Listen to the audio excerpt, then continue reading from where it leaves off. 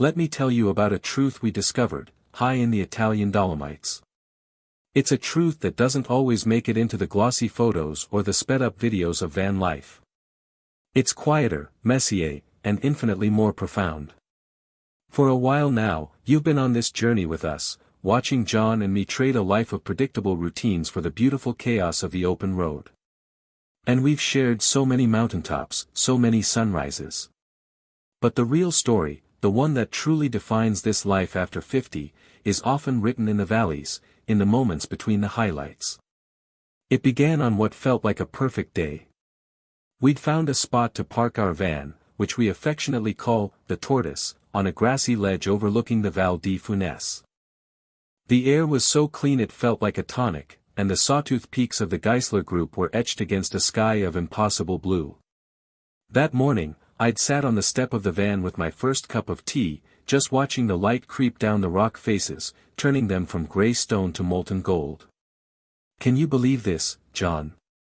I had asked, my voice hushed with reverence. "Is this actually our life now?" He had emerged from the van, stretching his back with a groan that was part stiffness, part pure contentment. "It is, Karen.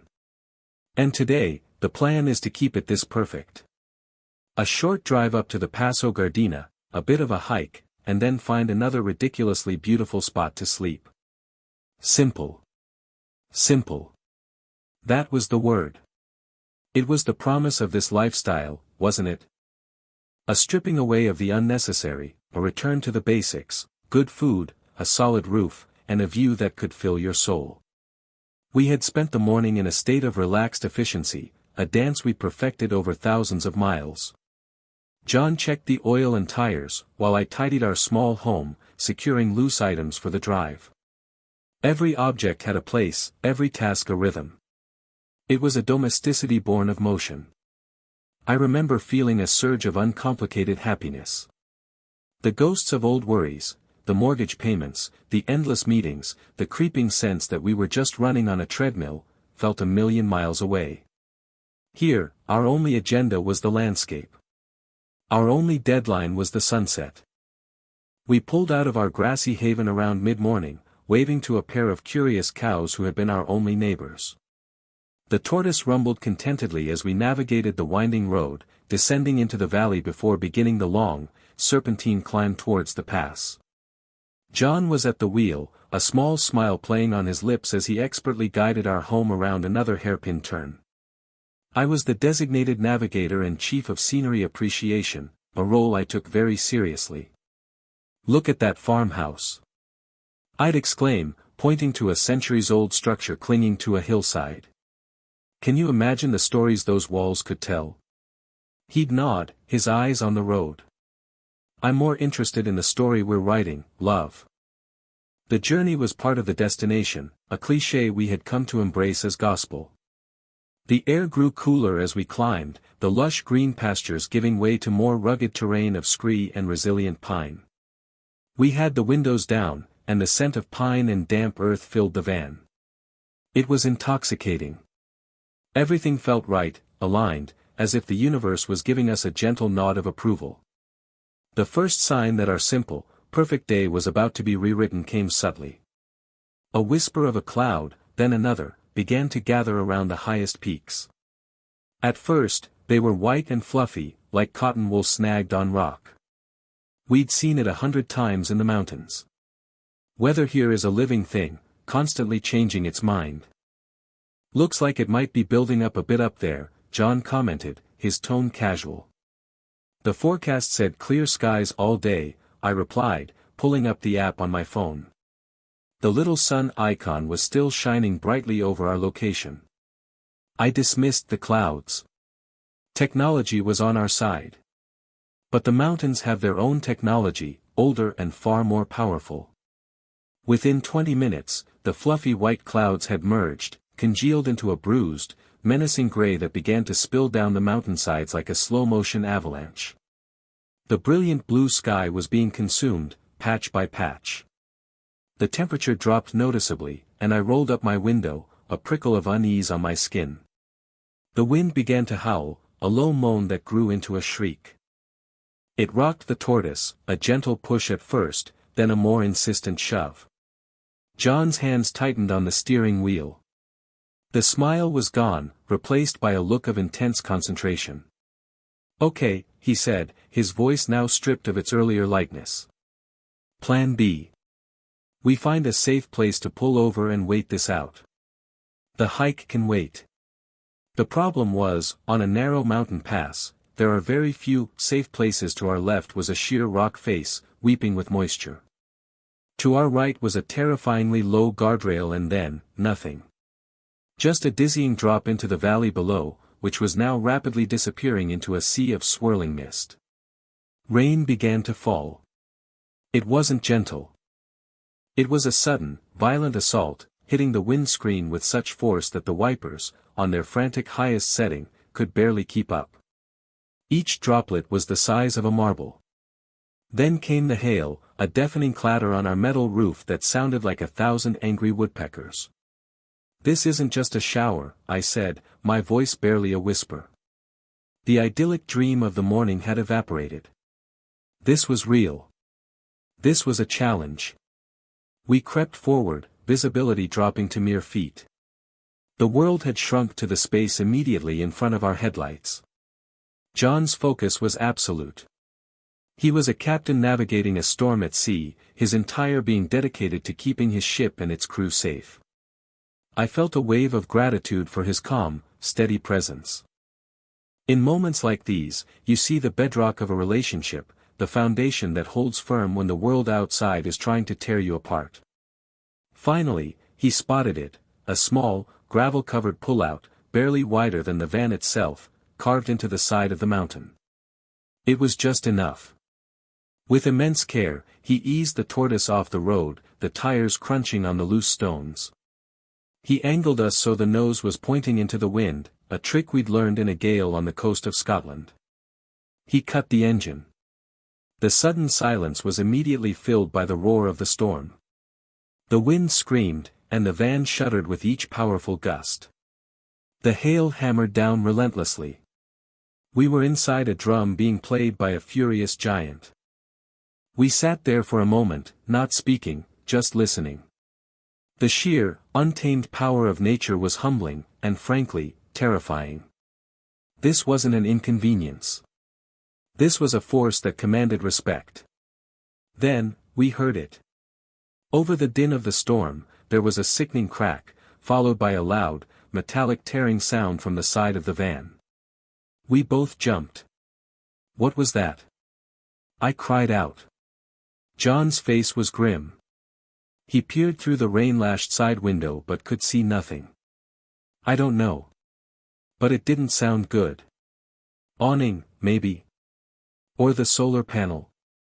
The thought of our precious solar panel, our lifeline to power and independence, being ripped from the roof sent a jolt of anxiety through me.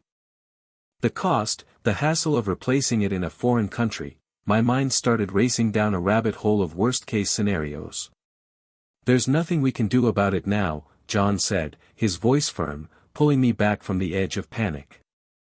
"We are safe in here. That's all that matters. Whatever's broken out there is just a thing. It can be fixed. We can't." He was right. Of course, he was right. This was the moment of decision. We could let the fear and frustration of a broken thing ruin the moment, or we could accept our powerlessness over the storm and the damage, and focus on what we could control, our response. I took a deep, shuddering breath. "Okay. You're right. So what do we do?" "We do what we always do," he said, a glimmer of his usual smile returning. "We put the kettle on." It was such a simple, wonderfully human act. In the face of a mountain tempest, trapped in a metal box with something broken flapping in the wind, we were going to make tea. It was an act of gentle defiance, a refusal to be cowed. I navigated the small space to our tiny galley kitchen. The van swayed, and I had to brace myself against the counter. Lighting the gas hob felt like a small victory.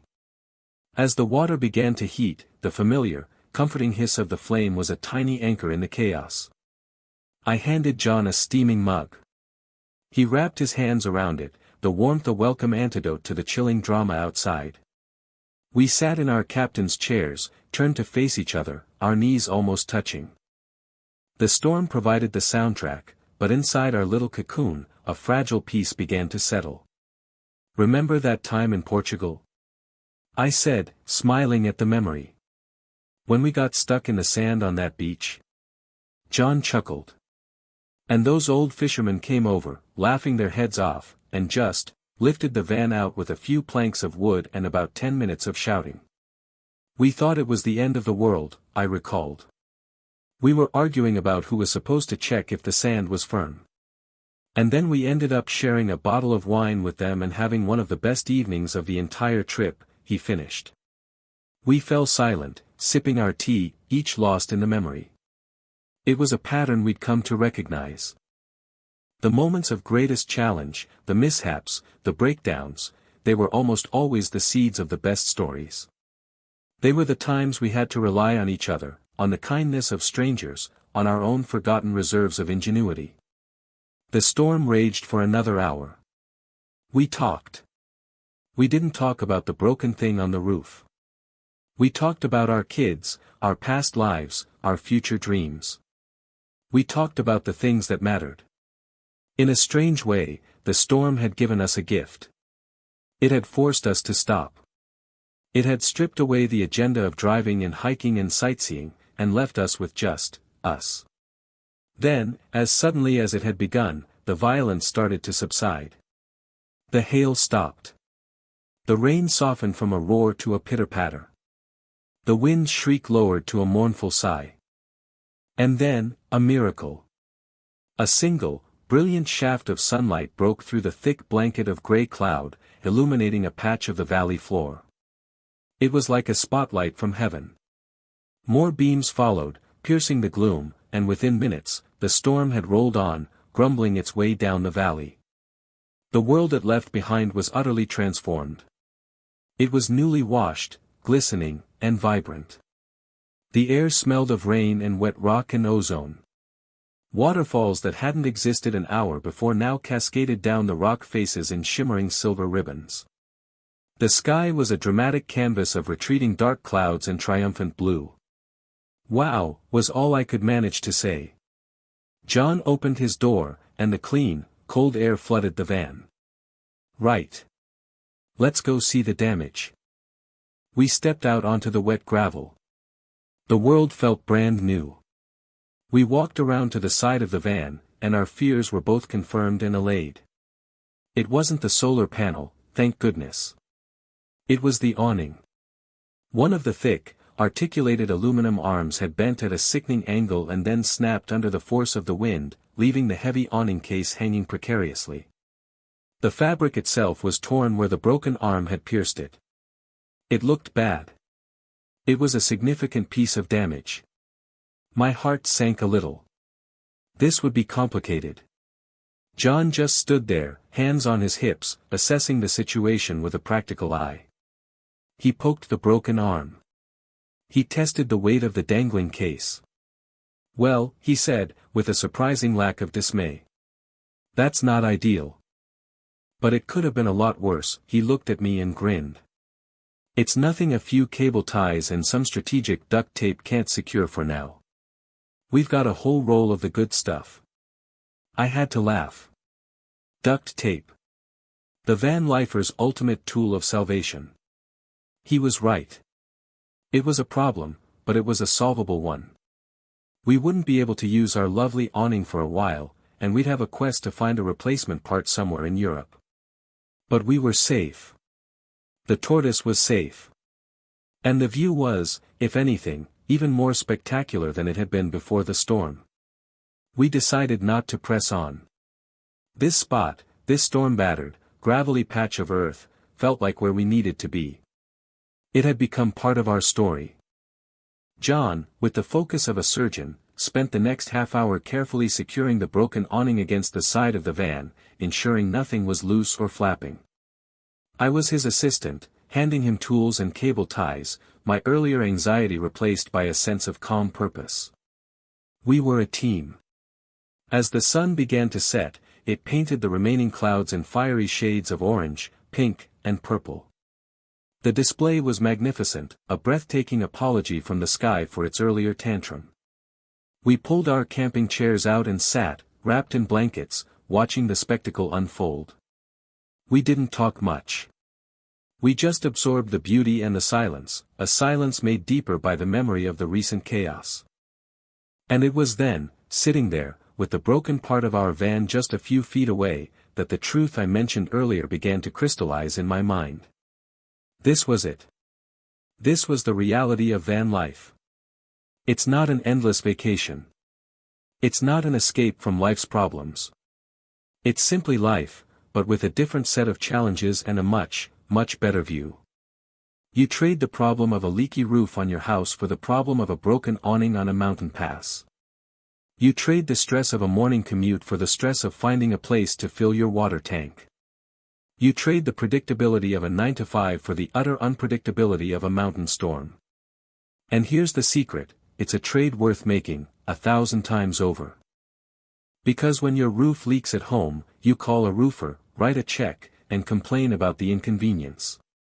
When your awning breaks on a mountain pass, you stand in the majestic aftermath of a storm, breathe the cleanest air you've ever tasted, and work together with the person you love to figure it out. You use your own hands, your own ingenuity. And the feeling of satisfaction, of resilience, is immense. I looked over at John. He was gazing at the peaks, a look of profound peace on his face. He'd spent decades solving complex problems in an office, managing teams and budgets. Now, his domain was this 3x7-meter box on wheels, and his problems were immediate, tangible, and solvable with duct tape and a bit of patience. I had never seen him look more fulfilled. And me? I had spent years worrying about the future, planning for contingencies, trying to control every outcome. This life forces you to let go of that. You can't control the weather. You can't control a flat tire. You can't control a road closure. You can only control your reaction. You learn to breathe, to adapt, to accept. You learn that a broken plan can often lead to a better story. That night, curled up in our bed, the van was perfectly still. The only sound was the gentle whisper of the wind, its anger spent. I lay awake for a long time, not from worry, but from a sense of clarity. The truth about this life isn't about running away from anything. It's about running towards everything. It's about choosing to be present for the full spectrum of experience, the breathtaking beauty and the heart-stopping fear. It's about the joy of a perfect morning cup of tea, and the teamwork required to survive a sudden storm. The glossy photos show the freedom, and that part is true. We are gloriously, wonderfully free. But freedom isn't the absence of constraints, it's the ability to choose your own. We've chosen the constraints of a small space, a limited water supply, and the whims of nature. And in doing so, we've found a different kind of liberty. A liberty from the expectations of others, from the tyranny of routine, and from the illusion that a perfect life is one without any problems. A perfect life, I realized, is one that is fully lived. It's a life that has scars and stories. Our van now has a new scar, a story etched into its side. And we have a new story etched into our hearts. The story of the day the Dolomites decided to show us their power, and we just sat tight and put the kettle on. The next morning, the world was pristine. The air was sharp and cold, and every surface sparkled with leftover raindrops. Our temporary repair on the awning was holding firm. John made us coffee while I planned a new route, one that would take us towards a town big enough to have a motorhome dealership. The quest for the awning part had begun. It wasn't a detour, it was just the next chapter of the adventure. As we drove away from our little gravel refuge, I looked back at the pass. It was just a spot on a map, but for us, it was now a landmark of learning. It was the place where we were reminded that the most beautiful journeys aren't always the smoothest. So, that's the honest truth I wanted to share with you all. This life isn't for everyone. It requires a certain tolerance for uncertainty, a good sense of humor, and a very large roll of duct tape. But if you're willing to embrace the storms as much as the sunshine, you'll find that the rewards are immeasurable. You find a deeper connection to the world, to your partner, and, most importantly, to yourself. It's not about finding a life without challenges. It's about finding challenges that make you feel truly, vibrantly alive. Thanks for coming along with us for this one. It was a bit of a roller coaster, but as you know by now, that's how we like it. We're heading south now, in search of a new awning arm and whatever other stories the road has waiting for us. Join us next time as we continue living fully, 1 mile, 1 story at a time.